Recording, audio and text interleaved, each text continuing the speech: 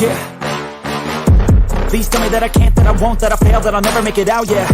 Please tell me all the bad, never good, fill my head full of every single doubt, yeah. Please say any negative thoughts, I pop off when I hear people say I cannot. I get off to the thought of proving everyone wrong, I won't stop to the top, so you better back off and get lost. I'ma stay loud, stay proud, never running out, never heading south. I'll be spreading out, call it word of mouth, can't put me down, I'll be getting loud. You can have your doubts, not what I'm about, have your fucking clout. It be raining now, I keep making sound, go another round, bitch I'm legend bound, can't stop me now.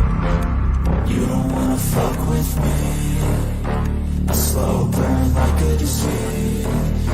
Just tell me that I can and I'll show you things that you couldn't believe. Just tell me that I can. Just tell me that I can. Just tell me that I can. Just tell me that I can.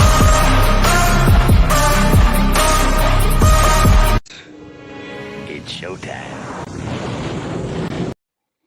Welcome to Friday Night Lights. I'm your host, Mikey, and as always, riding shotgun. My boy Tommy, what's going on, brother? What is going on, Mr. Mikey? Happy Friday the 13th to you. Yeah, it is, isn't it? I didn't even notice that all day. Yes, It's a weird day. Jason, what's going on, brother? How you doing? What up? This Sean from Red, White, and Bills up in the house. What up, Sean? Yeah, so Sunday night game this week, Tommy. It is Sunday night football. Not the greatest contest in the world. But, At least it better not be. Right, but it is Dable. Dable's return to Buffalo. Mm-hmm. Now, obviously, when they scheduled this going into the season, they probably thought the Giants would be at least a 500 team, at least, right? Minimum. And they are not that at all, and they just look horrible to start the season. I believe they're 1-4 now. They have not looked good in pretty much any game. Matter of fact, their one win was a comeback, lucky, a crazy second half comeback. Crazy. Yeah. So, which a game we probably shouldn't have won, right? So, but they did. But either way, yeah, this, and the only reason that they're keeping it on prime time is still because it's Dable coming back to Buffalo. I mean, it's not just Dable now. Reason. Tyrod could be a reason. But he's not the big story is Dable. But you're right, Tyrod too. And there's a lot actually of Buffalo Bills coming back. Boogie Basham makes his return. Yeah, but they're all low. They're all Isaiah Hodgins makes his return. The running back that we had, Matt Breida. Yeah. Oh my God. Oh, Tommy Sweeney, I believe, is on their team as well, right? Tommy Sweeney, yeah. Jason comes in. I love the fact that they're saying the Bills made a slew of moves and they only made like one. Oh yeah, so many moves. Watch out. And none of them are like, ooh, yay. Yeah, Josh Norman, woo. Practice squad, yay. The only thing good about Josh Norman coming back is I get to see the Twitter emojis or gifs of him getting thrown across the football field. Cole Beasley. Cole Beasley's returning. He's on a practice squad though. But with all their injuries, that wouldn't surprise me if they call him up. Oh, okay, yep. Okay. I didn't hear anything. And we'll get. No, I'm saying if they do. I'm shocked he's even playing still. That he would even take that role on to be on a practice squad. I'm really surprised. Especially considering he retired last year. Yeah, I'll be honest. I'm surprised. Maybe he knew he was going to play the Bills and wanted the to try to. Sucks. Like he should just retire again. Like, what are you doing, Cole? He was activated. Oh, was he? I said he was activated. All right. Jeez. Let's see what. Let's go get John Brown. Hey, don't put it past him. Don't put it past him. You know. Oh my God. The Bills did that last year. So let's go around the league. More big injuries for teams. Deshaun Watson still not playing. Obviously, how's that 250 working? Right. It's going on week 3, and matter of fact, they played DTR, Dorian Thompson Robinson, and he looked so bad that they picked up Walker, and Walker's going to play this week, and then Daniel Jones neck out, so we got Tyrod this week. Yeah, I really thought. I mean, I'll be honest. I thought Daniel Jones was gonna play because it seemed like earlier in the week, Dable was not ruling him out. Yeah, it seemed kind of optimistic. But man, I guess that thing's bugging him. So, yep. Yeah. Daniel Jones, which by the way, it wouldn't make a difference. He's playing so bad. So, I mean, I'd almost prefer Daniel Jones. He throws interceptions. One thing Tyrod doesn't do is turn over the ball. You might be right, but Tyrod hasn't really seen any action for a while. But let's be honest. That's like the one thing he doesn't do. He's like super careful. You're right. Well, we turn him into that. He used to not be like that. By the way, he used to take chances. When in college? When he first got to Buffalo. No, his first year in Buffalo, he actually threw the ball deep. He was actually a pretty exciting quarterback to it. But then year 2 is when they dialed him back and he just started playing that Trent what's his name? Our old quarterback. Trent Edwards type football. Oh God. Check down, play it safe. Yep. Don't turn the ball over. Let your defense work. Exactly. That's great if you have a great defense. Mm-hmm. Sean comes in and says Seahawks had 11 sacks and they have a horrible defensive line. We should break the single game sack record. Yeah, and most of our defensive ends are back this week. So, right. And we'll get into the injury reports. So, Vaughn will be, another step. He had 20 plays last week. Yeah, plays this week. So it'll be interesting to see how that plays out. Other big injuries. Justin Jefferson, IR. Yeah, man, that's rough. And he was having a really good year, man. He really was. All of Chicago's running backs are out. Like the entire slate. They pulled Donto Foreman off the practice squad. That's rough. Yeah, that's rough. Triggs, that's a great one. Trent Edwards, aka a poor man's Tyrod Taylor. Except Tyrod I hated Trent Edwards.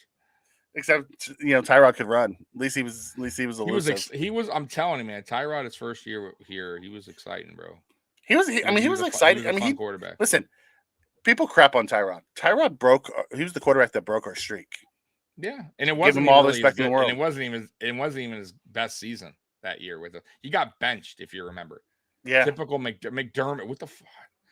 I gotta say too. I will say, and I totally forgot about that. It makes me mad thinking back, honestly. So 2017, when he got here, that was the oddest thing when he benched him. It wasn't like he was playing awful, and then he put Nate Peterman in. Remember that? Threw 4 picks in the first half and stuck Tyrod back in and left him there. What was McDermott doing? That was such an awful decision, man. I mean, he still makes bonehead decisions. And then he did it. He did it in 2018 with fucking Peterman again. Yeah, he started him. Oh, okay. In his defense, 2018, Peterman looked like a better quarterback in the preseason. I guess but I knew. He didn't fool me one bit, pal. He didn't fool me one bit, buddy. I knew what was going to happen. Trick shot, Peterman, and it happened right away. And then here comes Josh Allen at halftime. It's been the Josh Allen show like that. Dude, I think that might have been one of the most angriest I've ever been.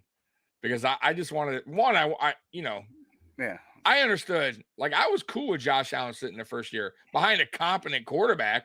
But once they traded AJ, what's his name? Whatever the hell is his name. He was terrible. McCarron. I'm like, oh, God, might as well just start Josh Allen because Nate Peterman's horrible. And then they put Nate, and I was so mad. And I'm like, all right, well, what's the worst that can happen? Oh, well. 4 interceptions at halftime. Yeah, it's pretty. He never made it past halftime in one of our games, because even in the playoff game, when he played in the playoff game, he didn't make it past halftime because he got a concussion. Remember? No, it was opposite. Tyrod played and he finished out. He had an opportunity to drive. No, I'm talking about the snowball. The snowball. Remember the snowball? No, but that wasn't a playoff. I do remember that one. The playoff game. Tyrod didn't finish it. Tyrod got hurt. And Peterman came in for the drive. And he turned it over. Threw a pick to Jalen Ramsey. Of course he did. Of course. Why not? I was talking about even the snowball, because they brought him in the snowball, and we ended up having we had the Webb. Yes. Webb came in. Like Tyrod couldn't play. We started Peterman. He got hurt in the first half, and then Webb came in. It was so bad. God, he couldn't make it past the half. So terrible. So bad. You guys remember those good old times? Yeah. So when we get mad about, last week, we do think about that and be like, okay, we're in a better spot. Golly. The last one around the league. It's trade season for the bottom tier teams, Tommy. I want to get yours and the chat's thoughts on this. So when we're looking at those bottom tiers, we have the Broncos, we have the Bears, we have the Giants, and we have all these teams as the bottom tier teams. So you think they would start looking at guys who are on 1 year deals and looking to deal them and things like that. But the next layer up, someone like Cincinnati, who has a T. Higgins, if they lose this week, they move to 2-4. And the next 2 weeks, if they don't come get right, they could be sellers. And there's a lot of guys on that team that could go that are difference makers. So what's your thoughts around the league on some of these teams that might be willing to start trading off? So real quick before we get into that, because speaking of trades and stuff and bad teams, Denver Broncos. Did you happen to catch the Steve Smith thing? Yes. And Jerry Jeudy thing. Okay. Yes. That was epic. That's Steve Smith special. That's what he's known for. Going off the rails. I'm gonna tell you though, I would not be messing with Steve Smith. Might be short, but that dude, he will fight. I don't care. He fought his teammate on the sidelines. He will fight a 7-foot, 500-pound guy. Like I'll give him that. He's a tough little dude, man. But that was crazy. And Denver is awful. Russell Wilson is so bad. That offensive line is garbage. Yeah, but he makes some bad mistakes too. Oh, Russell hasn't been good for a few years. God. But anyways, trades. Yeah. So Denver, let's go with them first. Yeah. They need to blow that thing up. Let's be real. Now they're stuck with Russell, but they need to get draft capital. And that's a team for me. If I'm Sean Payton, I'm blowing that thing up, getting rid of as many people as I can, getting like stockpiling draft picks, drafting a quarterback, letting him sit behind Russell Wilson. You might as well, because Russell ain't going anywhere for a little bit. And this is an opportunity for teams like us to go ahead and get some guys since we have a lot of draft picks. Will we? Of course not, because it's not a Brandon Beane thing to do, right? Other teams will, because that's what they do. But yeah, I could definitely see Denver starting to clear some people out of there, and then I also could see Chicago starting to clear people out of there. The Giants. They need the Giants. They also, but who the hell they got very few people that I would be interested in. But they have a couple defensive tackles that are really good. That is true. They have a couple linebackers that are pretty good. Yeah. I mean, it's all mostly defensive guys. Yeah, and the Giants, they need to think about that too. A rehaul, man. They need to. I mean, it's year 2 of their build. Yeah, and is it a build? I mean, you kept Daniel Jones. You gave him all that money. You're just getting Buffalo Bills players that were not very good, except for maybe Hodgins. Let's be real. Like you're just kind of getting like that's not a build. A correct build is they should have never paid Daniel Jones. Yeah, Daniel Jones, or they give him the franchise, and then give him let him franchise him out, and then whatever happens this season, cool. But stop, restart, reboot, get yourself a quarterback next season. I don't know, but that's not me, man. That's on them, bro. We ain't got the cash, Jason, to get Edmonds back. No, I don't. It's not too much money. Too much money for that to ever happen. Once again, though, guys, I will give you this.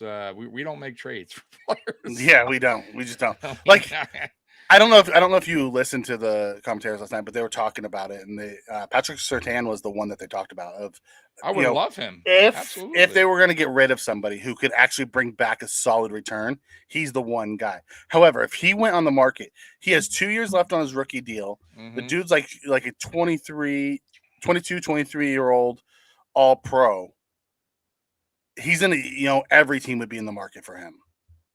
I think if you make that deal, you make sure you get a deal done with him before you figure it out. This off season, because this will be the end of year 3. You'll have 2 seasons left with him. Yeah, there's always a way to figure out the cap. So if I'm before I even pull that trigger, which once again, all hypothetical because he's not going to do it, but if he did, you got to lock that dude up. You got to figure it out because that dude's good, man. And he could be your replacement for Trey. Because guys, we got to start talking about that. You have to. Trey's not going to be Trey when he gets. Trey wasn't Trey this season, and he was playing good, but he wasn't the Trey we once knew. It's just not going to happen. Now Trey coming back from Achilles next year, it's going to slow him down even more. So we're going to have to eventually talk about that. So why not? If it's available, you can make it happen. You can afford him. Yeah, 100%. That's the one guy. You don't need to worry about the draft then, drafting a corner. Like, you can. I'm not saying don't draft a corner, but boom, there's your first round pick right there. Because would you value him? Would you say if the draft were to start, if Surtain, let's say he was there in the draft, is he a first round draft pick? Surtain? Yes. Surtain probably goes top 5 if he's in the draft. Okay, right now. so then there you go. So you wouldn't have an issue giving up a first round draft pick, correct? Same thing. It's the same thing. It's not just going to be one, though. It's going to be multiple. No, I know that. But McDermott valued Diggs as a first-round pick, right? He made that pick knowing, hey, Diggs is a first. If we were to draft Diggs, he's a first, he should go out. That's how you got to go about this. And maybe you give up a player as well. Maybe send him Kyer, whatever. And then another draft pick. But I would do it. Why not? Sean comes in and says, every game I've seen the Broncos play, Surtain's getting burned. I've actually seen Surtain play really well. Like against the Jets, he made the interception to keep him in it. He played a rep last night against Travis Kelce. If it wasn't for that, Mahomes put it like up and over the top of him. Like, it was as good as I've seen anybody play Travis Kelce one-on-one. I thought the Broncos defense gave him a chance. They did that game. They did. So let's hit some other guys. They say Jerry Jeudy. I want no part of Jerry Jeudy. One, he can't stay healthy. I had no idea. Yeah, I had no idea. Yeah, healthy, and I had no idea he had that attitude on him either. Like he is a little. You got to be careful in the locker room too. And guys like that, man. He's all. His health by itself is his own worth. He's not a terrible player though if he can get his mental side right, like mental and stay healthy and all that. Yeah, you're right. Trick something says if you get Surtain, you'll have to get rid of Poyer and Vaughn. Vaughn isn't going anywhere because Vaughn has 3 years guaranteed, and we've already pushed some of it down the line. So I'm guessing Vaughn's here for another 2 years at least. Poyer, yes. So Poyer would probably be gone. If you did go get Surtain, you're going to probably say goodbye to Trey this offseason. You're going to say goodbye to Micah. You're going to say goodbye to Poyer. You're not going to re-sign Leonard Floyd. So he would be our big addition if we were to go do that, which we don't trade for guys. So it's not going to happen. Right. Another one, let's trade for Bucks White or Shaq Bear. White, I don't think fits our system. I think he's a bigger name than he is an impact player. Oh, super chat from Nickel City Mafia. What's going on? What linebackers do you guys want to see next to Bernard? I want to see Dorian Williams. I think we're going to see Bernard or Dodson, but I want to see Dorian Williams. Yeah. So typical. We talked about this right before we went on air, guys. So typical McDermott. Now it hasn't been announced yet, but it's not going to shock me if Dotson is your outside linebacker against the Giants. Look what for instance, he picked up good old 35-year-old Josh Norman, who is your safest bet, knows the playbook. But can he affect the game? Can he do anything right? No. He didn't do anything right when he was here. When was he here? 2020, 2021? Bad. And Dotson, he's going to go with him because he's the vet. Plain and simple. That's what he does. Just like bringing up A.J. Klein, just like signing A.J. Klein in the offseason, same thing. He could have went out somewhere else and got a different linebacker. You got A.J. Klein, the guy he knows, the safe pickup, the cheap pickup. And that's one thing the old pickup. Right. The older guy that's been here, the vet, the guy that knows me, McDermott trust. That's athletically limited. That will. Right? It's just, I can't. That's one thing, man. I can't stand, man. It's like, man, these certain guys coming back, man. It's just like, did we really need Klein back? No. You couldn't have picked somebody else. All the linebackers that were available. Couldn't have just brought Spectre off the IR. Yes, it's wild to me, man. It really is. Another one that comes up, but thank you for the super chat, Nickel City. We appreciate it. Trade for Derrick Henry. It won't happen. Derrick Henry doesn't fit our. If we would go under center more, I would say yes, trade for Derrick Henry. Derrick Henry in the shotgun makes 0 sense. Yeah, I would do it though, if depending on what Yeah, they wanted. I would be surprised if they let him go done. But if they're really blowing it up, he's the one guy that's going to get them a lot in return. A lot of draft capital. Yeah. Well, let's face it, Bean's first round picks haven't been great since Josh. It's taken Ed a few years, but Ed's starting to come around. He's looking really Gregor good. Rousseau, so that's not true, Jason. Yeah, Rousseau's been really good, but outside of Rousseau and how many? Okay, but how many first round? Ed Oliver. Ed Oliver to really show his worth. Finally, in the second year, his contract. But it doesn't matter. Yeah, but he's still here. He got a contract. Yep. He's showing his worth. So we got to put him back in the mix of that's a good pick.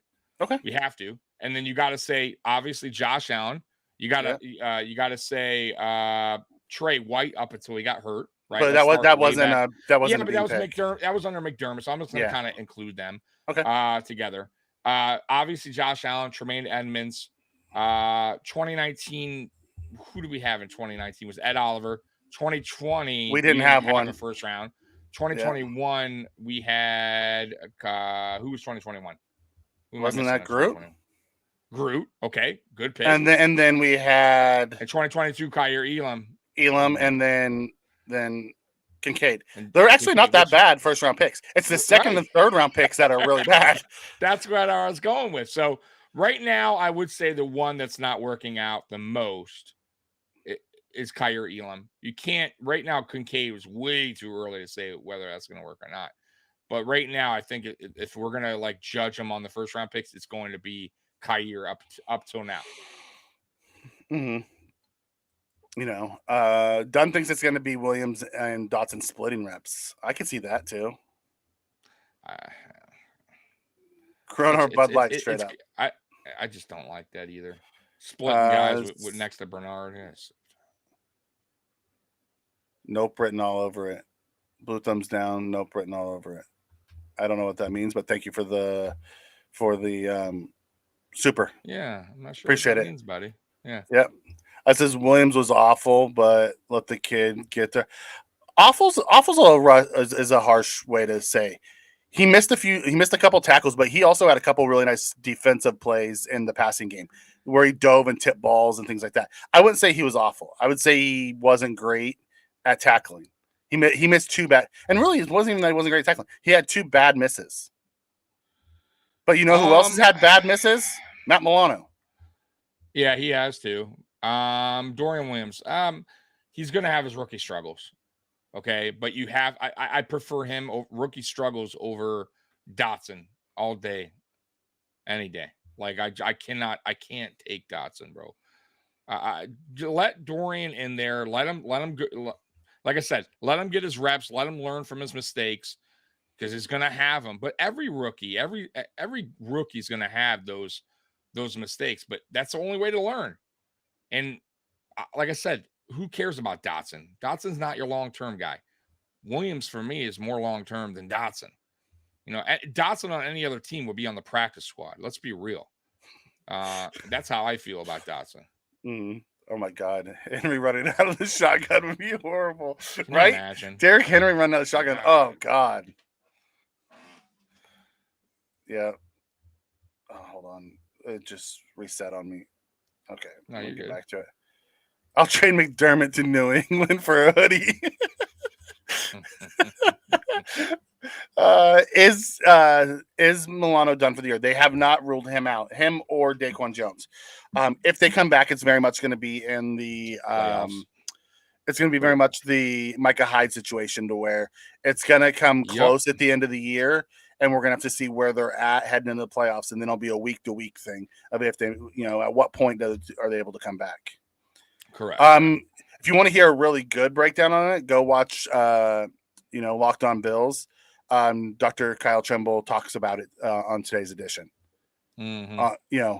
He gives you the background on it. It was a really good one. Cheers, Chewy. Yep. At least Williams didn't miss a hole like Dotson. Yeah. Dotson's missed tackle led to a long touchdown run. Dorian Williams' missed tackle led to a first down. Exactly. But Dotson's so much better, according to McDermott. I don't get it. Splitting depending on what the Giants do. I'd like to see Williams out there the whole time, and Williams wasn't bad. He was just overshooting because he plays like with his hair is on fire. That's what I love about him. The guy goes, if he's wrong with complete confidence. Yeah. Yep. You know, I'll take that. I'm okay with it. He looked like a rookie playing his first game. But to me, now that Vaughn's back, mm-hmm. you know, and he has leaders, and I'm thinking Poyer will be back as well, and Hyde. Yeah, Poyer, Hyde are both there. Yeah, that's only going to help a guy like Dorian Williams out, right? Now you got a lot of veterans on the team, like you got guys that are going to pick him up when he's making mistakes and tell him where to be. Like Dotson, there's no need to put him out there, man. Let Williams, like I said, let Williams go through his struggles, but he's going to wind up being okay, man. I like him, man. I do. I do. You know, if you can't guys have to learn on the job by getting reps. They have to. They're not going to learn sitting on the bench. Get him out there and let him play. Yeah. But McDermott doesn't do that. This is a perfect game, by the way, to let those guys like Dorian Williams get an opportunity to Kyrie Elam. Kyrie Elam too. With Dane Jackson questionable. Yeah. You know, this is because listen, you go out and you put Kyrie out there this week. If he gets toasted by the likes of Jalen Hyatt and you know that crew, okay, he just doesn't fit here. It's time to move on. But you know, like he could have just had a really bad game against a really good receiver. No doubt. I think a lot of players had bad games last week. Mm-hmm. He wasn't the only one, so let's not get it twisted.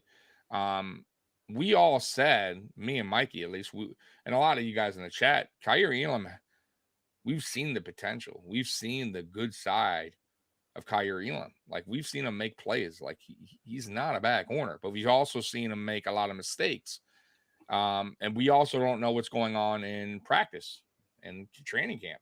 So, clearly, he had either a setback this offseason with McDermott, or McDermott just really doesn't trust him at all, but now's his opportunity. And because there is no other option really right now to this point. And like I said, you know, he needs to have, like I said, he needs to play with a chip on his shoulder, plain and simple, right? Elam needs to go out there and just play his ass off, man. Make some plays. Show him that you're capable of being that guy. If he can't make plays, Mikey, and he's getting beat and he's making dumb penalties, you know, doing dumb penalties and stuff like that against a team that he should play well against, it's just not going to work. I hate to say it, guys. It's like last week, I'll give him the benefit of the doubt. It was a Jacksonville Jaguar game in London. You know, everybody was kind of a little jet lagged. You know, I'm sure his confidence was a little low as well, a little bit of nerves kicking in. But get that shit behind you now. This is it. This is your opportunity. You know, we'll see if he makes the best of it. What does Eminem say? If you had one chance? Yeah. You know? Is Belichick the only coach to ever be traded? No. John Gruden was also traded. Yeah, you're right. He was. He was traded from the Raiders to the Bucks and then won a Super Bowl with the Bucks. Won a Super Bowl. Yep. I love the potential of Williams and Bernard. God, I know that's a fast defense with those two guys. They are very athletic. So fast. Dotson's 100% better against the run than Williams. Yes. I don't disagree with that. But Williams is 100% better against the pass than Dotson. Correct. Okay. Yeah, we'll see. We'll have a Puna sighting this week, which will be awesome. About damn time, man. I think he suited up one game. It was week 1. He's been inactive, I believe, 4 straight games. It's crazy to me. Tim Settle, no offense to Tim Settle, but I think Puna Ford should have got that start over Tim Settle. Yeah. Sean comes in and says, we gave Spencer Brown 3 years to show up. I'll give Elam 9. They won't. They're going to give him 9 games. What's the difference, though? Hey, Sean, what's the difference between Elam and Brown, though? I can tell you. Go ahead. I know the answer, Coach. I know the answer, Coach. What's the difference? Go ahead, the difference is one. Just the next one. Sean McDermott's is a secondaries coach. Like that's what's the main? They have Brown In Elam, They like, have what they is have the backups. They have people in depth behind them. Was the main one. oh damn it. See, I thought you were gonna go somewhere else. Where did you think I So was gonna go? mine is Elam is a first round draft pick. So they don't play him? Spencer Brown. That's the odd thing. That's what I'm trying to tell Yeah, you. no. What's the difference between Spencer Why? Brown and Elam? Elam's a first round draft pick who's getting benched. Spencer Brown's doing enough to play. But so Like, here's that's my the question. oddest thing. That's what I'm But saying. he So why wasn't. not? He was getting cooked for like seasons. He was getting cooked, and they You're left talking him about out Spencer there. Brown, right? Yeah, Right.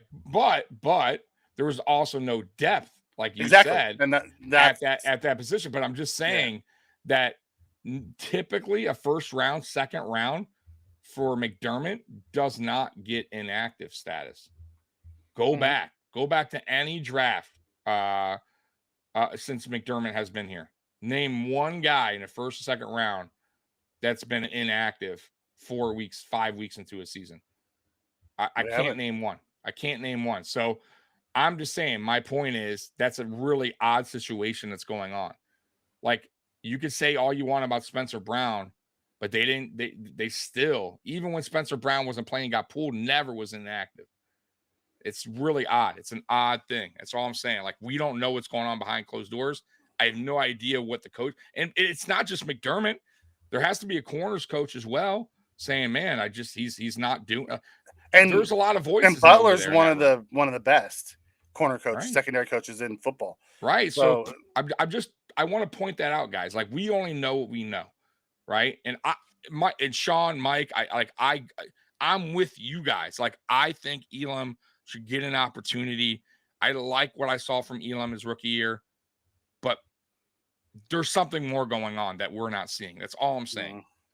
You know, it may not make sense to us, but maybe it makes sense to the coaches. That's all I'm trying to say. Well, you also have to look at, who's behind them in that room. There's much better depth behind them, and McDermott's a secondary coach at heart. That's where he comes from. That's his background. Brown stepped out. Yeah, Sean, I'm with you on that one. I'm very proud of him. He's played a good year. He's not been great. I still think. How bad do you have to? I still think we have to replace Brown. Yeah, but I would like Brown to stay here as a depth at right tackle. But I do think we'll see. We'll see how it plays out by the end of the year. I'm just saying, they're not gonna. They love him. They love him. They're not gonna. They do, but I still think that the right move it would be to replace him and have him as depth. There's nothing wrong with that. Nope. He would be a great depth piece. How bad do you have to be that Cody Ford kept getting thrown out there and Kyrie Elam can't get on the field? How bad does it have to be? Wow, how bad do you have to be? I forgot about that Cody Ford kept getting chances and Kyrie can't get on the field? Third round, right? Cody Ford, third round. Yeah. Second. Cody Ford was a second. Oh, you're right. We traded up to get him. We traded up. I forgot about that. I'm thinking of because third round was Knox that we traded up as well, correct? And Sean, I believe Ford was as good as Kyer was his rookie year. Kyer showed a lot of promise in his rookie year. He did. Yes, did he have some mistakes, but he played. He didn't play horrible football his rookie year. No, he didn't. So what happened to this offseason? I have no idea. I have no idea either. And we may never know. It's not like we're in a rebuild stage to allow Elam to just get a hang of it.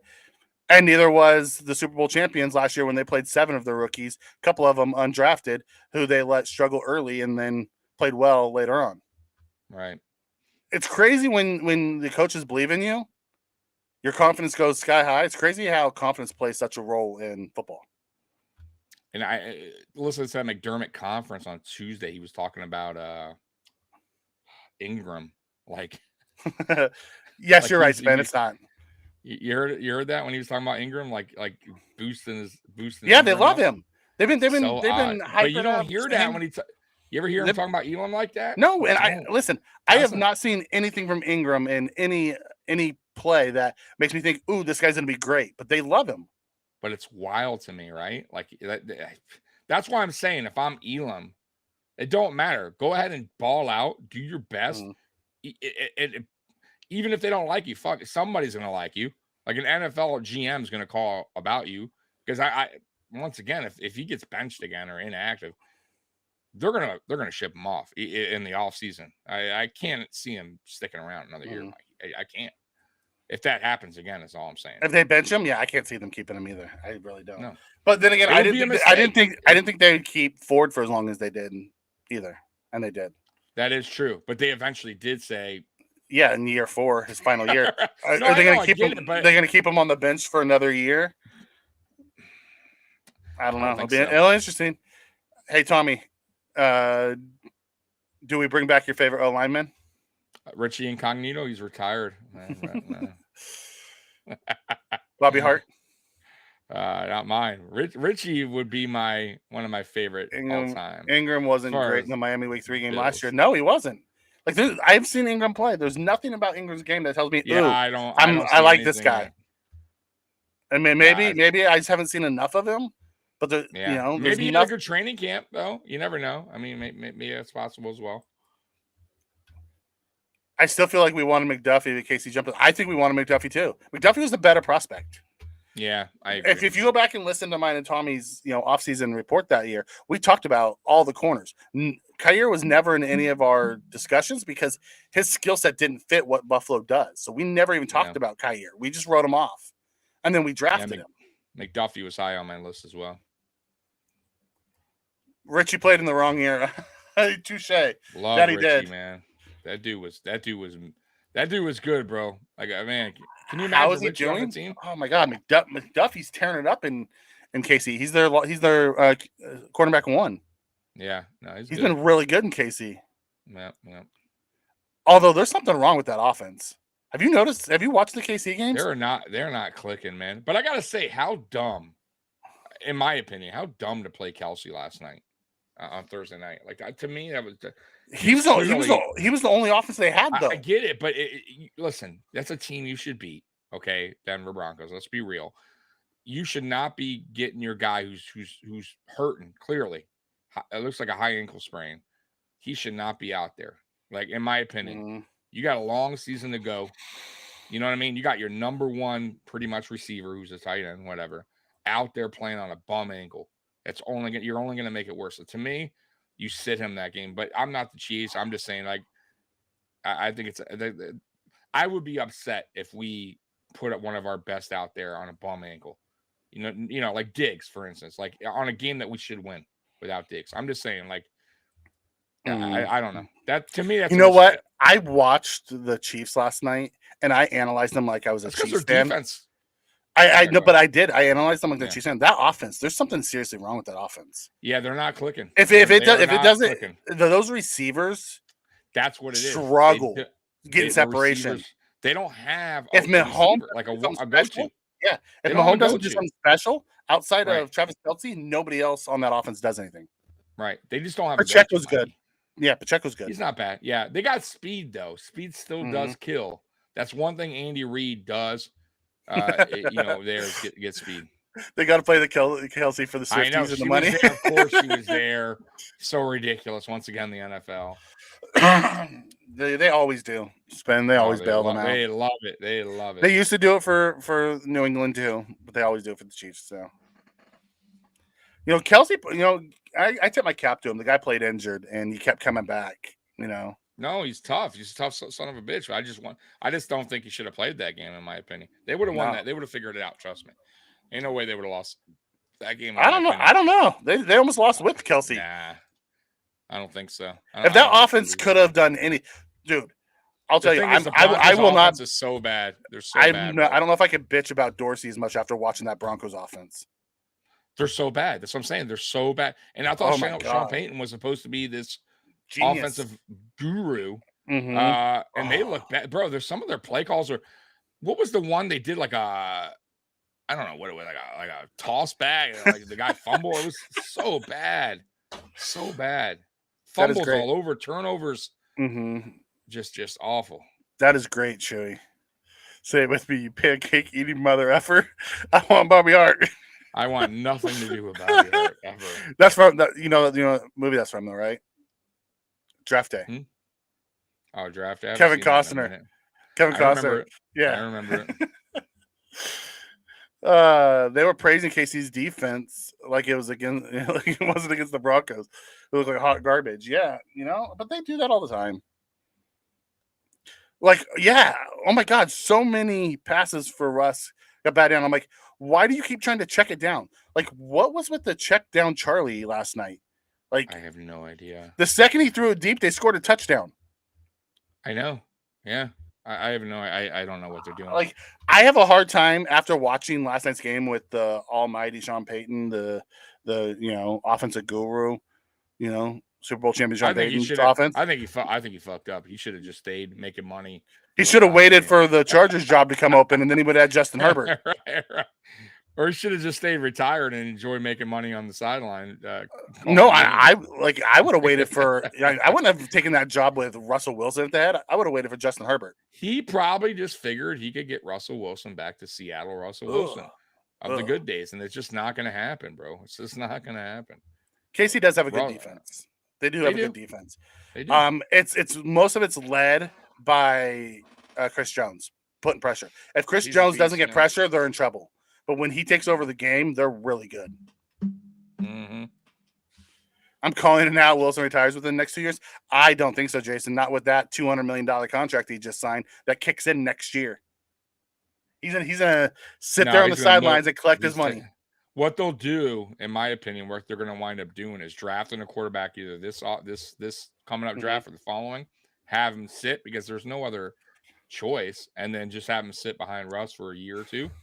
And then that's it, and just pay Russ to be a mentor, I guess. Yeah, I mean, that's all they pay can him. Pay him $49 million a year to mentor the young kids. I mean, what are you going to do? Right? That's because you have to wait at least 2 years to get out of it. Yeah. I will say you're right, Sean. His numbers are better this year than they were last year, and they're way better this year than they were. They have gotten better. Yeah, but his turnovers are still bad. He's still making poor decisions. Yeah. It was ugly. Ugly. All right. So let's jump into the injury report, Tommy. Yeah, let's do it. Let me make this a little bit bigger so people can see. Yeah, no, so let me make this a little bit bigger. All right. There you go. There we go. So we'll start out. Daniel Jones is out. Elise Ojajari. He's the somebody say that's what she said in the chat because I'm gonna say it before anybody else. But go ahead. Because I said, "Oh, that's small." Watch it. I'll make it big. Right, that's what she said. Right, I'm a grower, not a shower. Their other DN, Ojolari, who's the other edge rusher, is out. Their swing tackle, Matt Pert, is out. Their center, John Michael Schmitz, is out. Their left tackle, Andrew Thomas, is out. That sounds like a beer. I'm sorry to interrupt you. Who? Michael Schmitz. John Michael Schmitz? Yeah. Give me one of those John Michael Schmitz. Go ahead. Sorry. Here's a question, Chewy. Which player do you wish we had right now to right this ship? Discuss. For Buffalo, I think our ship's just fine. I don't think we need to right any ships. And I don't think it's a player that we would need to right a ship anyways. I think it's a coach we need to right a ship. If we're really talking about like the offense. And it's not even that. It's a place. Get Josh Allen under center. Sit him down and say, Josh, we can't stay in shotgun. Which player do you wish we had right now? So you mean like a new player, basically? Is it what he's saying? Like that could come here and like if I could pick anybody, maybe Kyle Williams. He was so good, or Zoe, as in one of the linebackers. Their leadership was just so overwhelming. That's a really good question. That's a really good question. I mean, geez, how far are we going back? Yeah, I mean, really, give me Bruce Smith, the best sack artist of all time. I put him on the other side of Von Miller. Right. How far back are we going? Right, because there's a ton. I take Takeo Spikes. I mean, there's a lot, man. There was a ton of great Norwood that came through Buffalo. Yeah, Norwood. No, Sean's just trolling us now. Yeah, I'm good. Devontae Adams, he'd be nice. Molds. Oh God, can you imagine Eric Molds with Josh Allen? Fucking day long. Eric Molds. Eric Molds with Josh Allen would be dangerous. bro, Eric Mold's next to fucking Stephon Diggs. Are you Diggs? kidding me?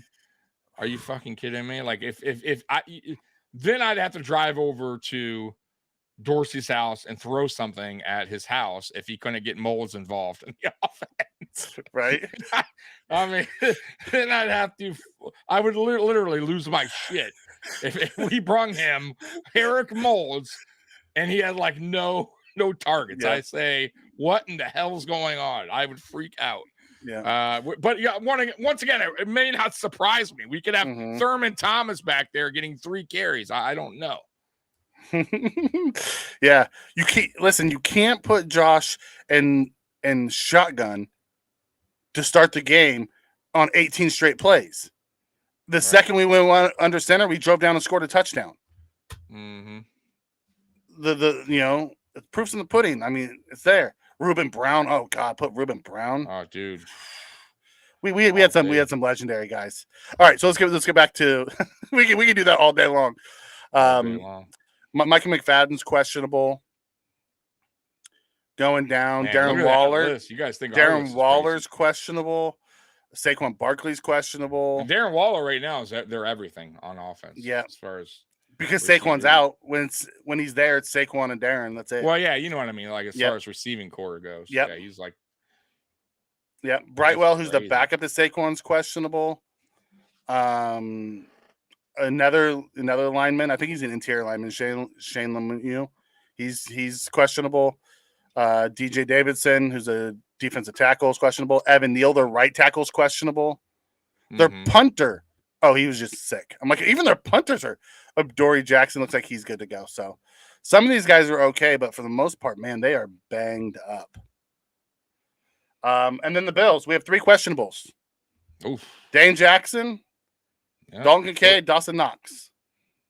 Man, crazy that both our tight ends may not play.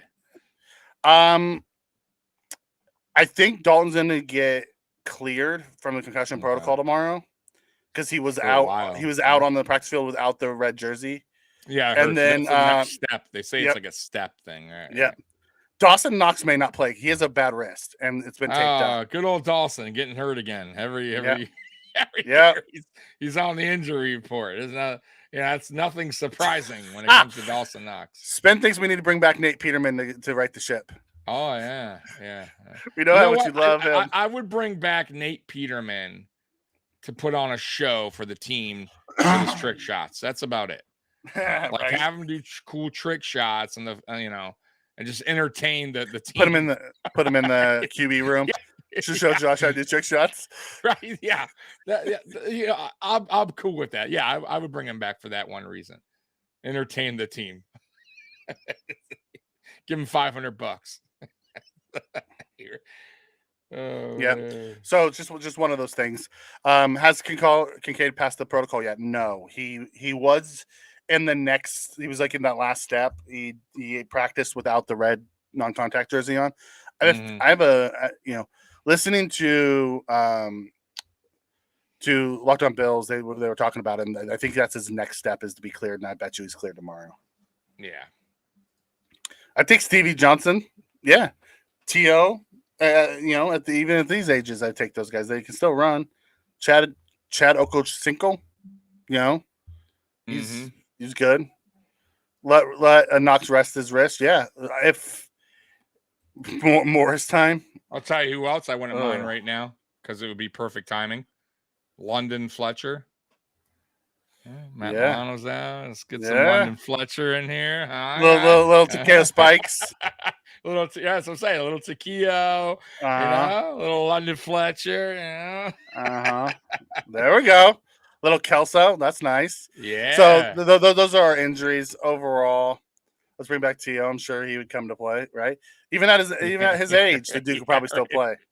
He probably can. Dude's in shape. Yeah. Yeah. No doubt. Dude's crazy in shape. So ultimately, that's where we're at on the injury report, Tommy. It looks a whole lot better. It does. This week than it did last week. Hopefully it stays that way. A Jarius Bird sighting. I love me some Jarius. He was damn good. Yeah, he was. Good. And then he went no Kiko Alonso spin.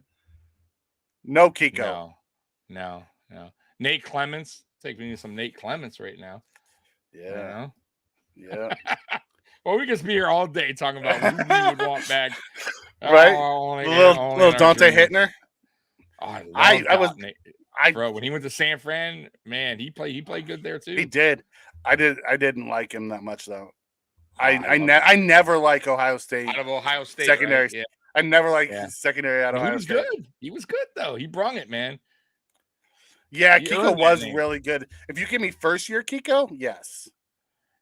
If Kiko, we talked about this multiple times. If Kiko was if we were playing football in like the 80s, 90s, Kiko Alonso would fit, bro. Kiko Alonso would be on every NFL VHS tape that best hits, quarterback hits, on every VHS. He'd be on every. Love McGee. Love me a little Terrence McGee. Yeah, bro. Love me a little Terrence. I told you we've had some great players that come through Buffalo, guys. Yeah, we have. On some very bad teams. Yeah, we have. All right.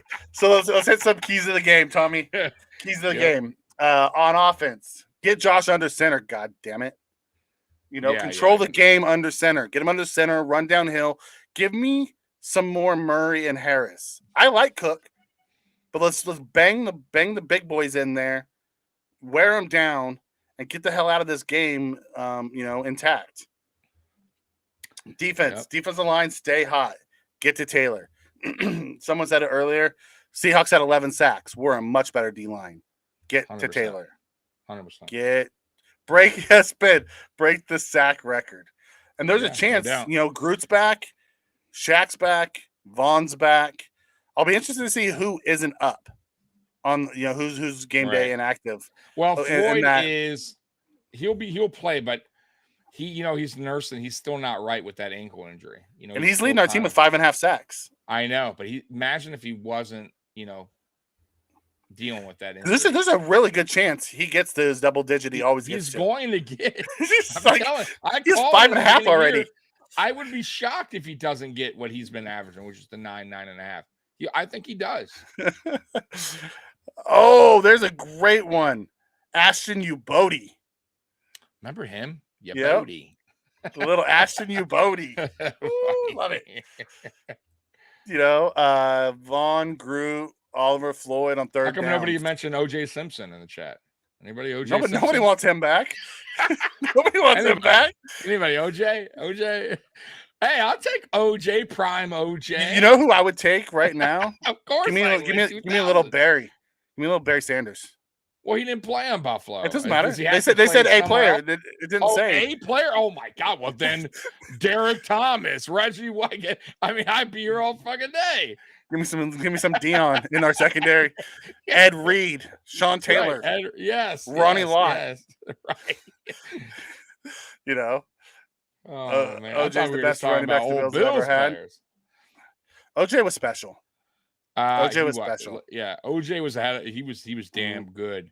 But it didn't last long though for him. His career did fizzle out. Well, he left. Yeah, he left and went to San Francisco. But he was smart. He went for money. Yeah. Listen. Yeah. But bro, he was an absolute beast. Yeah. In Buffalo, man, no doubt about it. Yep. Outside of the defensive staying hot, Milano's replacement, we just need them to be average. Yeah. We just need you. You don't have to be Matt Milano. Just come in and play your game. Be average. Right. Darrell Green. Oh, God. Darrell Green was so good. Charles Woodson. Oh, dude. Are you kidding me? There's so many good players. You know who's one of those guys that wide receiver that no one really talks about is Sterling Sharp. Oh, Sterling Sharp was damn good. He was Day? Yeah, he was great till he broke his neck. Mm-hmm. And then on special teams, T-Bass, stay hot, brother. T-Bass, stay hot. Yeah. So those are my keys to the game. On offense, get under center and control the freaking game. God damn it. Steve Hutchinson, if anyone knows who that is, offensive lineman for Hall of Fame, by the way. Yeah. I walked the halls with Steve Hutchinson in Coral Springs High School. Who? Joe Thomas. Put Joe Thomas. You went to high school with him? No. Put Joe Thomas on that offensive line. I went to high school though with Steve Hutchinson. Oh, did you? Cool. He was a junior when I was a freshman. And boy, like that, you talking about, it's funny how they always say like football players, like if you're like the star athlete, you get away with everything. Let me tell you, Steve Hutchinson got away with everything. That dude, like there was a rule in my school, Mikey, no hats, right? You cannot wear a hat in school, like in school.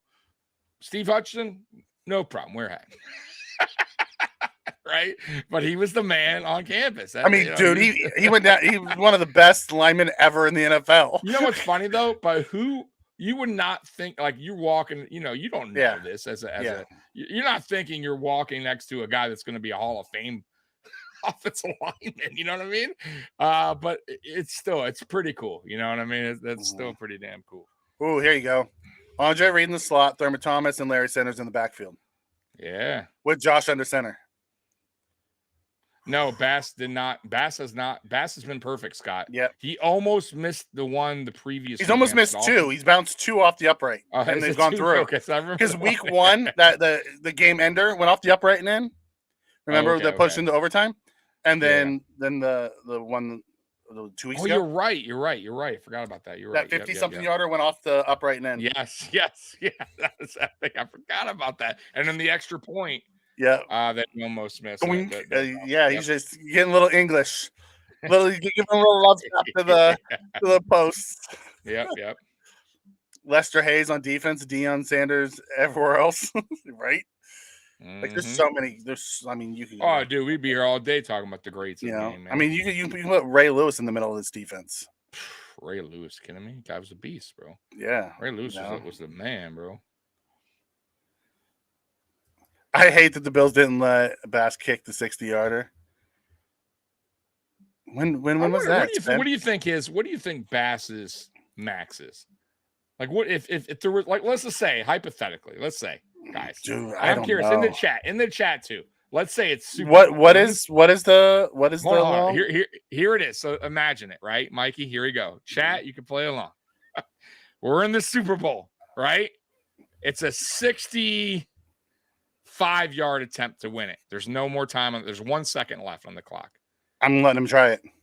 Right. But how confident are you in Bass making 50-50?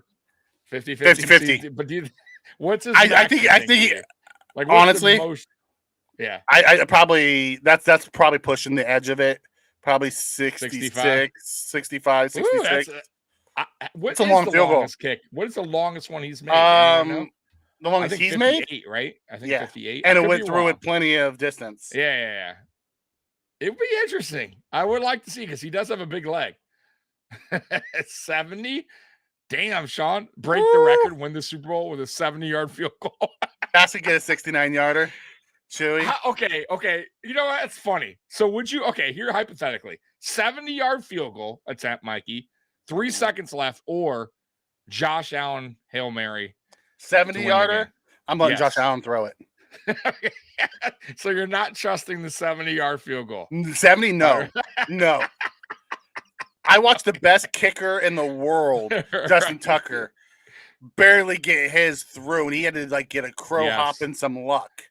Do you remember when they had Janikowski try a 70-yard? Yeah, and he didn't come close. That was really ballsy by the Raiders. You remember that? That dude was way back there, bro. Yeah.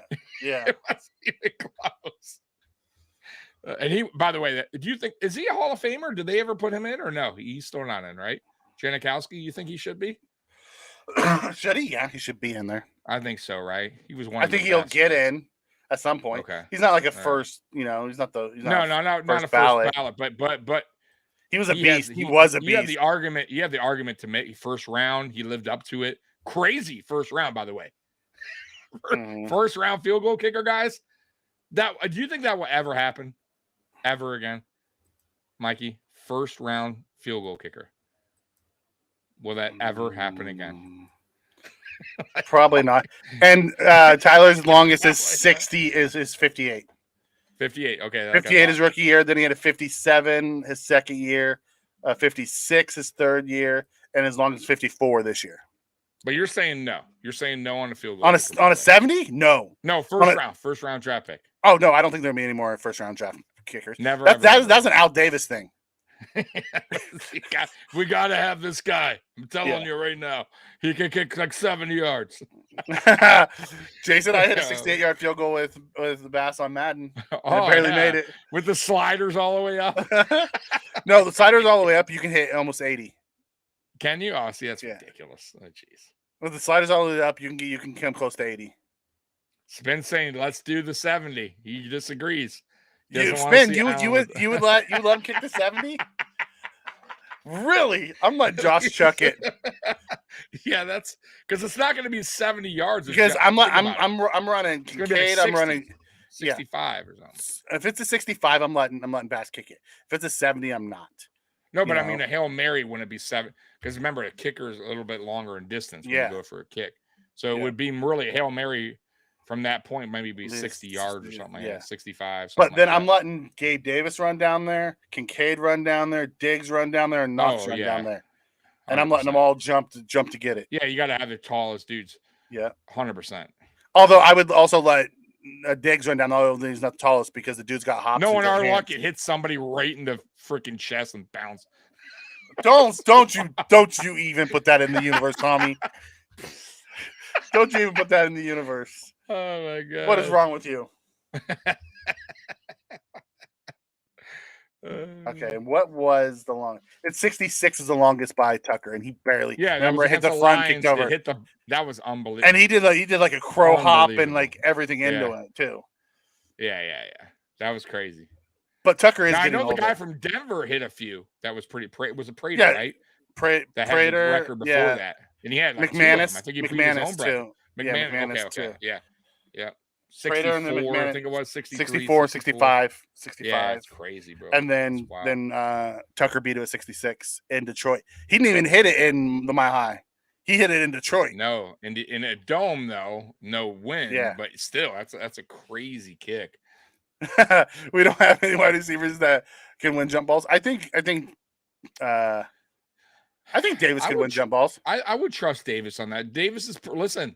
Don't forget that Pittsburgh game. I don't know if it was a jump ball, but he can win. Like Davis is he can get strong. dirty. He can get dirty with it. I mean, he can go after that ball. You know. He's like, no one's gonna catch that jump ball. I'm letting him kick the 70.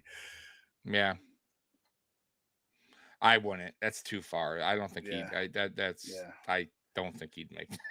Which would you rather have, McDermott or Levy? Oh, I take Mark Levy all day. Yeah, all day long. I like McDermott. But but you can't. I'm sorry. Oh, McDermott's definitely our second best coach ever. But Trek said this is the first year Janikowski's on the ballot. No, okay. He retired 6 years ago. Seems like it's longer than that. It does. Seems like he's been retired for a minute. I feel like he retired before Peyton Manning did. I don't know. Maybe I'm wrong. I could be wrong too. In that Denver Air, Scott, in that Denver Air, I'd let him try the 68. I'm not letting him go 70, dude. Yeah, it's not happening. That's a long kick. That would be gutsy and ballsy as hell, boy. Davis, hell no. How many times has Allen thrown up to Davis? And you're right, Spin. I forgot all about Isaiah Shorter, by the way. Somebody talking about him in chat. I honestly forgot. Justin Shorter? Yeah, I forgot Justin all Shorter? About him. Yeah. And I like him, man. I think he does have potential, but I forgot all about him. Yeah. I'm okay. I'll give you Spin. We have thrown it up to Davis, and he hasn't done shit. Actually, let a few picks happen, throwing it to him deep. You are right this year. You're right. I forgot about that one he did. What game was that when we threw it up? Week one, and that was week a three. Shitty effort. Week 1 and week 3. You're right. Against the who was that? The Commanders, right? Against the Commanders and against the Jets, both. And he just shitty effort. I thought week 3 was less of an effort. That was really I don't know what that was about. He just totally gave up on that. What up, Connor? Yo. So yes, he did. Real quick. Can we what's your thoughts on getting Murray in, not as lead back, but to start the game as lead back? I would love it. That doesn't mean he's lead back.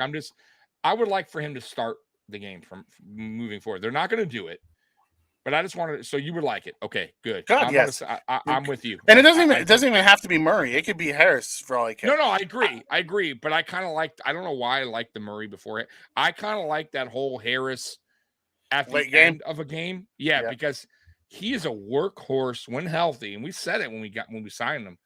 He's a tough dude. He's a bruiser and he's a workhorse. And he's someone that I feel like late in the game when the defense is wore down by that point, he could just chew up clock and, do these long drives and just kill the clock away and end the game like that. That's how I would run the system. They're not going to, but I would really love for Murray to get the start. Let's say, be out there first reps, but they're not going to do it. I just really wish he would. But let's hope for more than 10 carries by our running backs this week, please. Can we get 20 at least? Golly. Connor comes in. Thanks, Connor. I don't understand how Dorsey looks at the roster and starts salivating like this team has so many weapons, bro. Are you blind? It doesn't have a ton of weapons. I think it has a bunch of secondary weapons. They have one elite weapon, and that is Stephon Diggs. Outside of that, we have a bunch of secondary weapons. I agree, but I also think Dorsey is not using the player's strengths the right way. He's not. Because believe it or not, guys, throw these guys, except for Diggs, hypothetically, throw these guys on Andy Reid's team, right? All of them, every single one. Gabe Davis, Dalton Kincaid, Trent Sherfield, Hardy. I promise you, he gets them involved. He uses their strengths. We have yet to use Hardy's strength at all. We finally did in Jacksonville when we made him, had him go deep on a pass. He could do that. I'm telling you, he has the speed. He did that great in New Orleans. Right. That's what I'm saying. Why aren't we using him in jet motion? Why aren't we in sweep? Why aren't we having him go deep? Why do we keep telling these stupid swing passes to him? Trent Sherfield, who has size and speed, why aren't we using him? We have very rarely gone to him. I just feel like, once again, it's like Ken Dorsey's aware of it. He knows it. He talks about it, how he likes this guy. I like this guy because this guy, because he could do this. But yet he's not using them the right way. He's not using them at all. And it's so frustrating. So I agree with you guys and you, Mikey, that, they're not like, this isn't like, oh my God, depth at receiving core and all. But there's some playmakers that could actually do some big things somewhere else if used the right way. And we're just not using them the right way. I think it's our offensive scheme. Because it's been that way. Yeah, it's just a scheme. That's the way it is. That's it. Yeah. It's a shame too. I feel bad. I honestly feel bad for some of these guys, like a Hardy, who's used to getting, when healthy. Hardy was really good in New Orleans. He'd get 2 or 3 balls and he'd catch a long one. Gone. Yeah, and he's here, and we're doing nothing for him. And Trent Sherfield too. And Trent Sherfield was all excited about his playbook, and he was building a connection early with Josh, and nothing.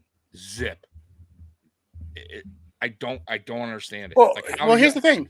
You saw the motion in week 2 and week 3 of getting guys involved, because you saw Sherfield, you saw Hardy, you saw somebody that get involved with some of the things that we saw in preseason. And then we go last week back to London, and you saw none of it. We were back to our week 1 shit, where Josh is in the shotgun the whole time, and we don't do anything. Yeah. The screen passes, by the way, the only guy I trust on screen passes, wide receiver, is Stephon Diggs. It's the only guy. Yeah. It's the only guy that's the only play that actually works, wide receiver screens. And I like it when we're by the goal line. Because he usually, Stephon Diggs usually finds his way in. We'll do that play. Dabo used to do it all the time with Stephon Diggs.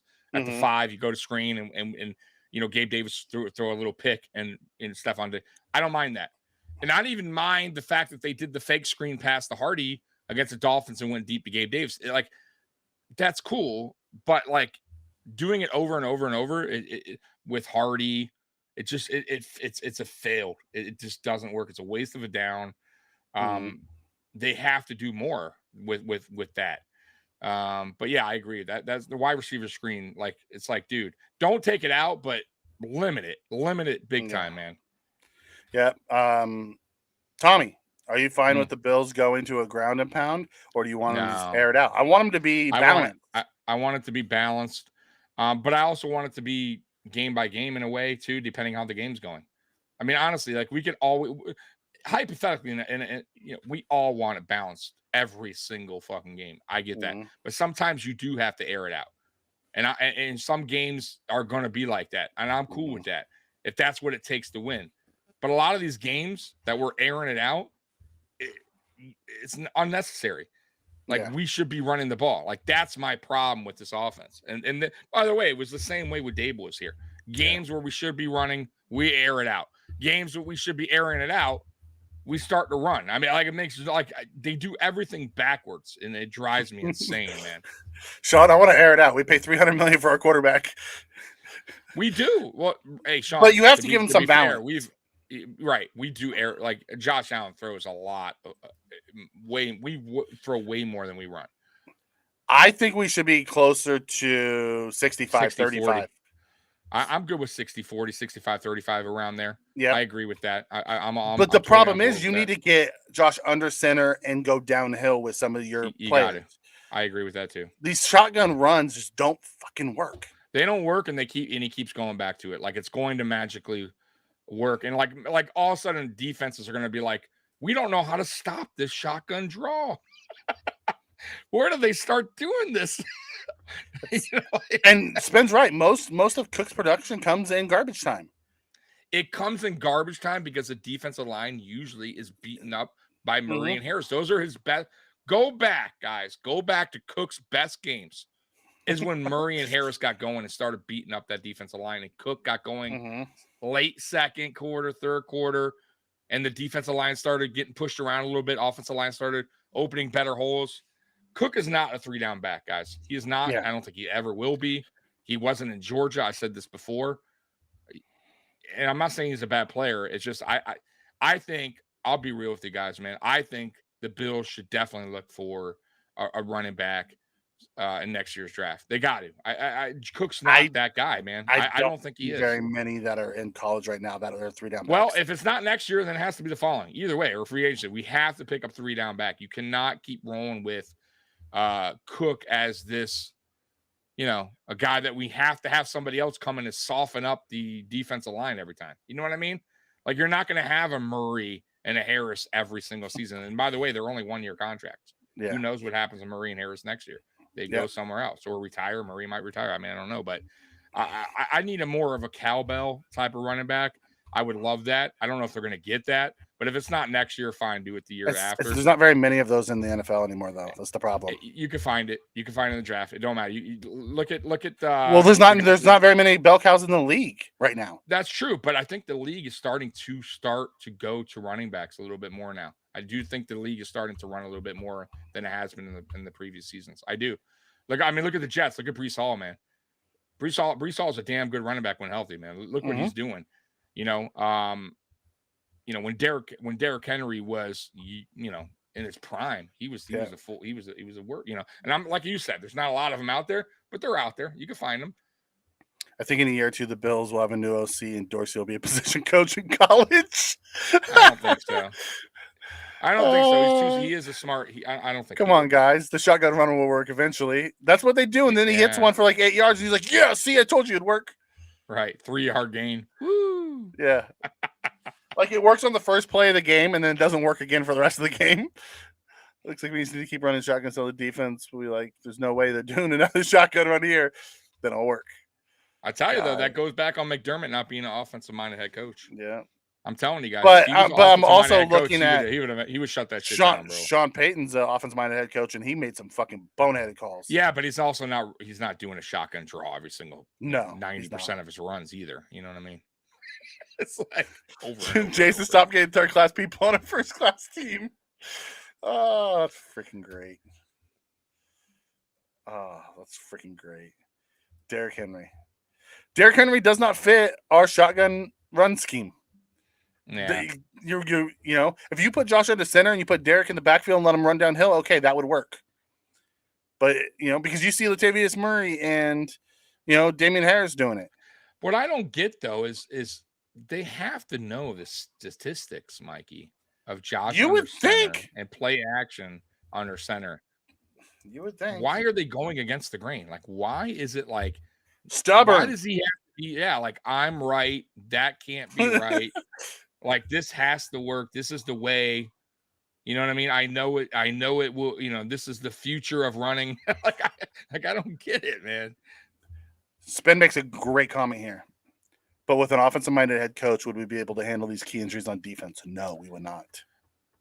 No, but then this goes back to, okay, if you're going to have a defensive head coach, which by the way, there's not a lot of them, then you need to have a veteran offensive coordinator, not a rookie, to run things. And same with if it was vice versa. So if you have an offensive-minded head coach, you do need to have a good defensive coordinator. Like, yep. You got to have right. So the argument can be made both ways. So let's be real here. Let's say we did have an offensive coordinator and Sean McDermott was our defensive coordinator. Let's just say Sean McDermott is still a defensive coordinator. Okay, like that would be phenomenal. You know what I mean? Like, but it just doesn't work that way. Sometimes we don't want to get the best of both worlds. Yeah, I can't do that, Sean, because Belichick and McDermott would never in his life be a Buffalo Bill. Never, ever do that. I'd be shocked. If they put it this way, if they take the reins, like the GM role from him, he's going to retire. I don't think he's retired. I think he's going to leave. Or somebody pays him big bucks and he goes somewhere else. Where I want to see him go? I want to see him go to the Chargers, because I want to see if he can find a way to use all that defensive talent and make it work. Because I swear to God. But would he want to have control? I don't know. Probably. Right. Because why would he walk away from as a fan, I want to see him go to the Chargers. With that. Because that Chargers defense is loaded with talent and that they cannot seem to get it right. They don't know what to do with him. Yeah. I mean, Collinsworth 6 sacks in the game. I'll be turning the sound down. Good old Chris Collinsworth. I hate him so much. Like Trico's good. I like Trico. Yeah, I cannot stand Collinsworth. He has too much of an ego for him to do that. Well, I mean, if you had Belichick as a DC, just say for some reason he did it, he would be head coach defensive. Then you would have a head coach offensive. But with McDermott here, that doesn't work because McDermott's a defensive guy anyways. Yeah, and they run two completely different schemes. No. If we went out and got a young offensive head coach, right, and he brought in Belichick as his, head coach defense, but that's never going to happen. Belichick's going to be a head coach and GM, or he's not going to be doing it. Exactly. He's too used to it. That's a great question. How many times will Mahomes get referenced on Sunday Night Football? I'm saying over under 10. You're right. Yeah, I'm with you. I'll go. Oh, that's tough. Yeah, I'll go say over under time. Over under 10. So you think under? Under 10, yeah, under 10. All right. Whoever makes a good play call comes and say he's the best in the league now. Doesn't it look like Patrick Mahomes? Mahomes does that. Yeah, he's oh god, he's so bad. That clearly wasn't being serious. He's like 100 years old. Yeah, no, I wouldn't want him anyways. He's a Patriot. Somebody says, Connor says, I see no reason to get rid of Dorsey if we do bad this year. I see no reason not to get rid of. Oh yeah, yeah. No, I'm with. Listen, I'm a supporter of Dorsey. You still love him. I'm still holding on to my faith that he will turn things around and get this offense right. But if this offense continues to struggle, no identity, still doing the same dumbass shit that we do, yeah, you have to make a change. Like, you cannot keep going with that. Because I'll give you a perfect example. Leslie Frazier. Let's be real. We hung on to him way too long. After 2021, Frazier should have been out the door, man. And he wasn't. So that was a mistake on Bean and McDermott, because right there, you should have been like, all right, we gave this guy way like he just can't, like it's just not going to happen with Frazier anymore. Let's just change defensive coordinators now, going to in 2022. Who knows what would happen in 2022? I'm just saying. But yeah, you cannot keep rolling that out and saying hopefully it works. Like it's just not gonna. If you can't figure it out year 2, man, he's not gonna figure it out year 3. That's how I see it. Team Tommy, Dick or Bruce Smith all day. I love Bruce Smith, man. I think Bruce Smith is one of the most underrated guys, not talked about, at least, like NFL record holder that people just don't talk about. That sack record, I'm telling you guys. Mm-hmm. Y'all could see like these guys that are having great years. They have to have the longevity TJ Watt. Longevity is key, and consistency. Mm-hmm. Like, bro, Bruce Smith got injured 1 year. That was it. Other than that dude played every single season. I think he played 20 seasons. I mean, I think his last year he had 8 sacks. He was old as shit with Washington. That is really, really tough to do. And the way the league is going right now, guys are retiring early. Yeah. Look around. They're all retiring early, and injuries are happening left and fucking right. Once you think a guy, oh man, watch out for TJ Watt, watch out for this guy, they get hurt. The following year, something bad happens, and their sack totals, they start to go down. All of them. Of them. Sean comes and says, whatever happens, I don't want Josh picking his friends as the backup or coaches. I hate to tell you this, Sean. Josh is going to have say in all that going forward. Oh, he's 100%. the franchise guy. They're gonna. Yeah. Can we trade Dorsey in a 6 to Carolina for Frank Reich?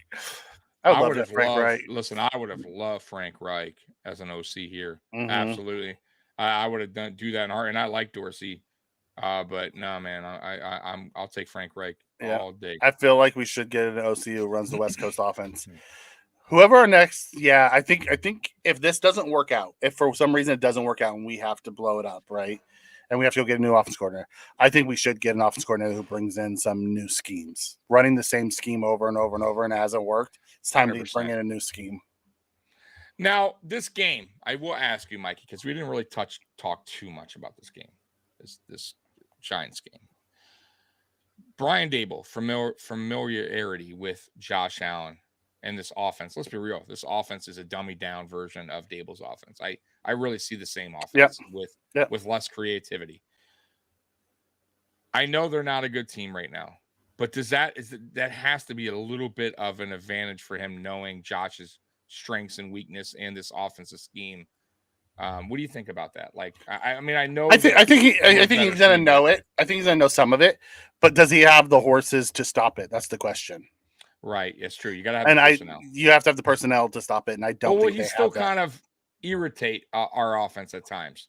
Even if he doesn't have like personnel, like just do things that throw Josh off a little bit, because Josh has played bad against bad teams that just kind of knew. Or just but outside of that week 1, he hasn't played bad since. He's been playing to what the defense gives him. I'm saying in years past, there's been games where Josh has gotten, underwhelmed. The Jacksonville game in 2021, for instance, the 96 game. You know what I mean? He just was throwing off. I'm just saying, do you think that that's a slight advantage, knowing, what Josh likes, what he doesn't like? I think it doesn't hurt him. I think if he had a legit defensive team, it could be a problem. Then it could be a problem. They're really banged up. Really, really. No, I agree. Up. You think Ken Dorsey actually sprinkles in some creativity? He fucking better. No, because he hasn't yet. They go, hey Dorsey, I got your playbook and I added something actually new to it. Yeah. Here's one from Jason. Says, bring up Jim Harbaugh from Michigan to be our offensive defense coordinator. Harbaugh's gonna be a head coach or until they fire him, bro. Until they fire him from Michigan, he ain't going anywhere, bro. No, he might come back to the NFL, but he's gonna want. But they pay him buku bucks, bro. In Michigan, I understand that. But he's gonna want full control wherever he goes. He's gonna be the head coach and control over the roster. That. I'll be honest with you, I don't like it in any sport. I don't like it in NBA either. I just don't like it. I just much prefer a coach be a coach and hire a good GM. They hate Frank. They want him fired already. Really? Yeah, because they're terrible. I mean, I get it. Yeah, but that team is terrible. It's not Frank's problem. It's not Frank's fault. Well, I don't know what they were thinking on the draft pick. I got to be real with you. That guy is like a teenager out there. He looks so small. Yeah. I don't know what they were doing with that. It's a terrible. They need to change the philosophy. Obviously, take some plays that worked into a new system, but this offense needs to have a new philosophy. If it doesn't work this year, Triggs, we may see that. You know, our offense is still ranked like 4th in the league. Right, and that's the part, Mikey, that drives me nuts because we're still it's a debate where it's like, man, Dorsey, why is he doing this? He's irritating, but yet we're still pretty good offense, right? Like, dude, watch, but it's like, but we could be so much better. We could be so much better. That's the problem. Is what my argument is. Like, it's not so much like because you could do the argument, and I did it last year. Why are you guys all mad? We were second in scoring. We were like top 5 offense. Like, that's not bad. But I get it now because it's like it hasn't changed. It's like we have all this, depth that we added for him to be creative, and he's not using anything to his advantage. Nothing. So it's frustrating. It is. Yeah. Man. Does that come back to just because we have Josh Allen, Stephon Diggs, and they are that good? That no matter who is really calling the plays, that we're going to still be a good. Well, most of our explosive plays happen off script and Josh making shit happen. That's what I'm saying. That's where I'm going. Like, is it more the fact that just because Josh is that damn good? Yeah, it could be. But I gotta say though, Mikey, I've seen Ken Dorsey call very good games. You know what I mean? That's the weird part. You know. We appreciate you being here, Jimmy. Yeah, it is. It's very odd. Trick says, yeah, because Josh Allen. Look at Daboll. He's fired 3 times, though, so he gets Josh Allen. He makes him look like a genius. I agree with that wholeheartedly, bro. And Josh was really good. Josh was really good before Diggs came. Josh became an elite guy once he got an elite guy. Exactly. Look at Patrick Mahomes. Patrick Mahomes doesn't look like Patrick Mahomes this year. It's because he doesn't have that receiver. He has beating up Kelsey right now, too. Yeah. That's right. It's like, so it very much plays in, like, no one's talking about, everyone's talking about Josh's turnover problems. Patrick Mahomes also has 5 interceptions. No one's talking about that. Right. He has the same amount of interceptions as Josh. Yeah. I mean, look at Joe Burrow. He just finally got going on track, but we'll see if that happens this week against the Seahawks. Exactly. They played he played a bad team last week and they smoked them. No, that's what I'm saying. We'll see what happens. We'll see if he can continue that, but Allen can make any system a top 10, top 5. You're right, Triggs. And makes you wonder what Allen would look like with a different system and a more consistent, creative offense coordinator. But what I don't get, and we'll go back to it, is players. And by the way, they talked about Daboll's playbook too, but they talk about how they never seen a playbook so innovated and. Right? Where is it? Yeah, and everybody has a play. Like every player has plays designed for them. Like, where the hell is it? Where the hell is it? So it must be there, correct? Yeah. Like they can't be lying. Like this playbook has to be like this big. He's like forgetting his pages maybe during the game.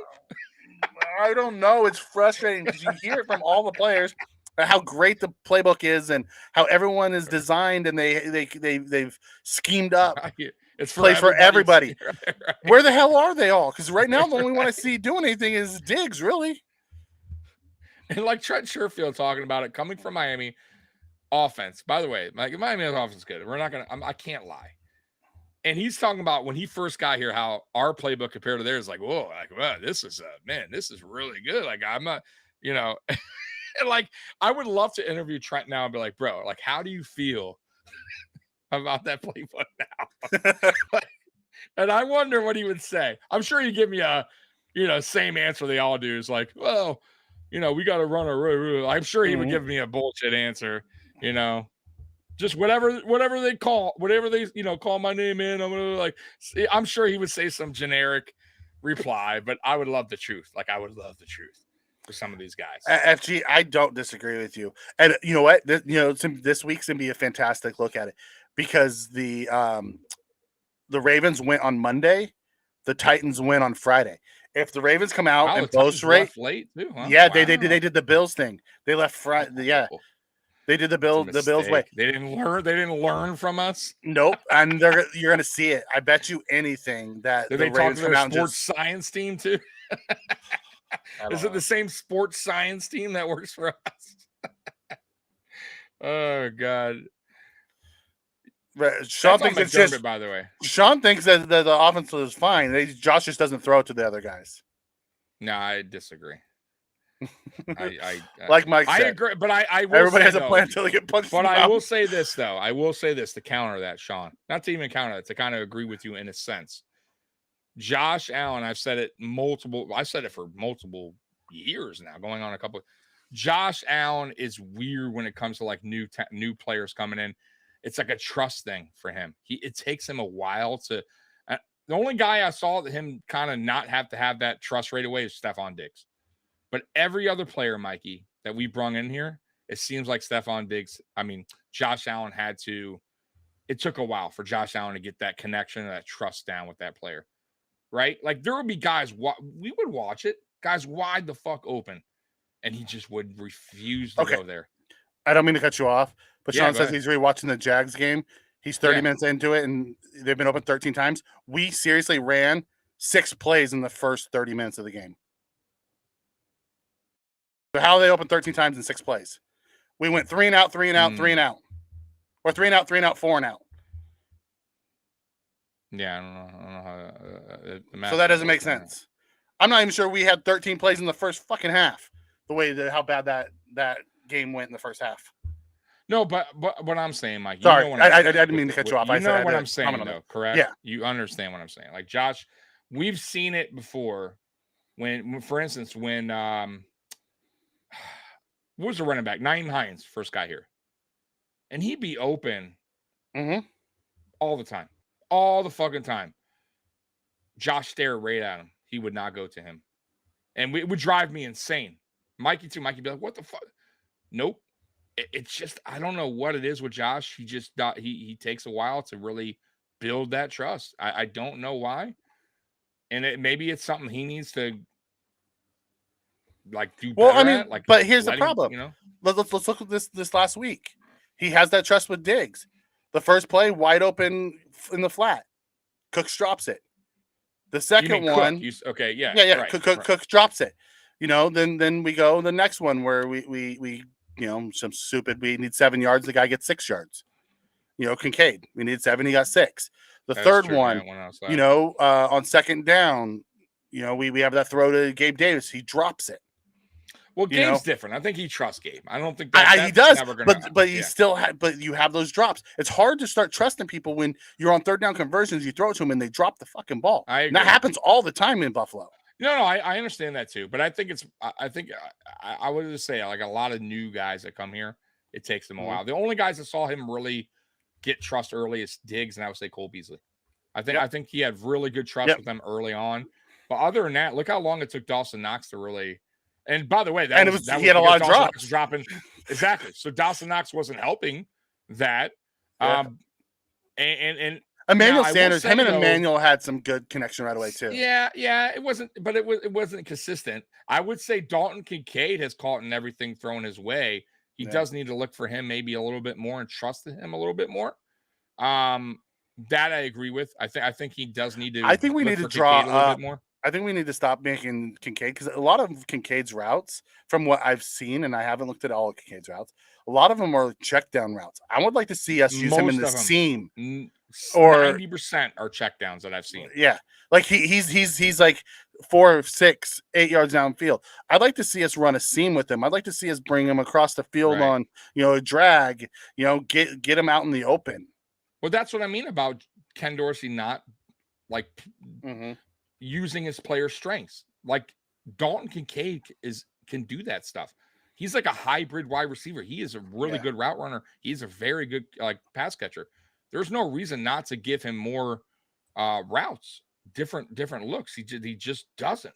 It's the same fucking looks. Later, brother. Thanks for joining us. But that's also on Dorsey. Dorsey needs to open it up more for these guys. I haven't seen many, Sean, and I'll go back and rewatch them, but I haven't seen many where Kincaid runs seams. Most of what I've seen Kincaid is he's all underneath. I haven't seen him run a lot of those seam routes. I haven't seen us run a lot of seam routes in general. We run a lot of outs, comebacks, post corners. We don't attack the middle of the field at all. It's mostly outside. Yeah, very rare we do. Had a couple in the Jags game where he ran the seam and Josh didn't throw it. I'll go back and rewatch it and see. Yeah, I haven't seen it. Yeah, and it was he did trust Sanders right away. They had a lot of targets that year, and Sanders was good. But Sanders is a vet who caught the ball right away and made Josh comfortable with him. He was a vet. He didn't. Yeah, he did not drop a lot at all. That's one thing about throughout his career. He was. That's the way he was. He was damn good. Woo. A 10-point buck walked to your front door. Nice, man. Maybe that's some good luck for us moving forward. Yeah, Beasley. Yeah, Beasley had a really good connection. That's what I said. Beasley. Yeah. That's something. There's a few guys that just like came in, and Josh was just man. Mm-hmm. You know, even Gabe Davis took a little while. You know, a couple seasons for him to really start going to Gabe more. But Dawson Knox, we know. I think that was more about the drops. Dalton Kincaid is a rookie, guys. I think that's going to take a little time. I'll be real with you guys. I would like to see us make him higher in the progression. Yeah, really, I would. You know what I would like to see him too, though. Josh Allen do a little bit more too. Is go to your running backs a little bit more often. I feel like a lot of times running backs are open. Well, he's been doing that more this year than he has in the past. He's been doing a lot this year. I still feel like I feel like they're there sometimes. He wants the bigger play, and he holds the ball a little bit too long for the bigger play to open. Sometimes I don't you got to he's take done that that this year. I think he's done that much a few this year. times. I do. Week 1, that's about it. You go back and watch Tommy the last few weeks. Yeah. He's been checking the ball down like a mother. Not to the running backs. I don't think Yeah. so. Not really. Yeah. I don't think so. Yeah. I'll have to go look at Go back and look. At the catches. Yeah. I will. I just don't. I know he had the Murray, the one that was long. He had the Murray at what was it, a 20-yard throw, 12-yard throw. I know he had Cook for the scramble drill. Was that game? The scramble drill? Or was that against the Dolphins in the scramble drill? The scramble drill was against the Dolphins. Correct. Okay. Yeah, how many receptions did there? Targets. Let's go targets right now. Yeah, right? That's fine. Targets. Yeah. Targets. Stephon Diggs 50, Gabe Davis 26, Dalton Kincaid 19, Knox 19, Cook 18, Hardy 14, Murray 8, Sheffield 7, Shakir 4, Harris 2. Like outside of the 2 tight ends and the 2 wide receivers, James Cook has 18 targets. There's 14 catches on 18 targets for the year. Right. Yeah. Yeah, I agree. I just think it's. I'm just telling you. I feel like sometimes we need to go. By the way, no screen passes because we're terrible at the screen. Like that's another thing we don't implement in the offense that most teams do. By the way. Well, we can't run a screen anyways for whatever reason. I mean, really, to run a screen, you should need to line under center. We can't do it. Yeah. But what is that? Whose fault is that? Whose fault is that? That we run a screen. I think that goes back to. I think that goes back to the scheme. It's been going back forever. I think it goes back to the scheme. It's the scheme. 2018. We can't run. Which is the same fucking scheme we've been running. Can't stop a screen if we can't run a screen. Yeah. Checks. Look at Mahomes right now. I find it hard to trust his wide receivers. Yeah. Yeah, but okay, you're gonna compare a guy like look at the receivers though over there. Come on, man. Like I feel like we have a better receiving core than the Chiefs. I get that. I do. Like I do feel but it's trusting the receivers with drops. When like they drop the ball, Davis, it's hard to okay, if Gabe Davis was in KC right now, where would he be? What would he be listed? He'd probably be wide receiver 1 in KC. Exactly. Okay. Trent Sherfield, where would he be right now? 3? No. You don't think so? He'd probably be 4 or 5. Rice would be better than him? Yes, Rice is better than Trent Sherfield. I don't know, man. Rice is good. How about last year's Trent Sherfield? No, because this year's Trent Sherfield hasn't shown shit. He's had 7 targets. He has 5 catches for 39 yards. How about Hardy? Hardy would be low on there too. How about Dalton Kincaid? I think Andy Reid would know how to use Kincaid. I think they would put Kincaid and Kelsey on the same field together. That's my point. And have all kinds of problems. But we're not. That's what I mean. We're not using our players' strengths. He would easily know how to use Gabe Davis, Dalton Kincaid, Hardy, Sherfield. Trust me, we're just not. Yeah. So, anyways, all right, Tommy. Let's get to the score prediction. Score prediction time. Yeah. Okay, go ahead. You gonna go first this week? 41-10. Woo! I don't throw the 40 burger out much, but no, yeah, you don't. All right. I think our offense. I think we get back on track, and then you're going to hear me talking how great our offense is on. And Ken Dorsey finally got things down right this time. Woo! Trig, a 50 burger, 50-17. Woo, I like it. And I'm gonna say 37-17. If Scott was here, he'd say 99-0, but he's not here. I don't think. Oh, he was here earlier. Yeah. Any Reid any Andy Reid with our offense would be outpacing Miami's offense. Yeah, you put Andy Reid with this offense, it'd be up there. 6'3" Tyrod. Can you fucking imagine if we score that low of points? How many sacks, Tommy? That's the real question. That's a tough one. I'm gonna say, remember Tyrod can move though, man. Yeah. You know what I mean? It's not like so can Daniel Jones, though. I know, but Tyrod Taylor, I think, now he is aging, but I still think he's probably a little faster than Daniel Jones. Look at that one, 49-3. People I'm think gonna say 50 burgers. Nah, I'm gonna say 9 sacks.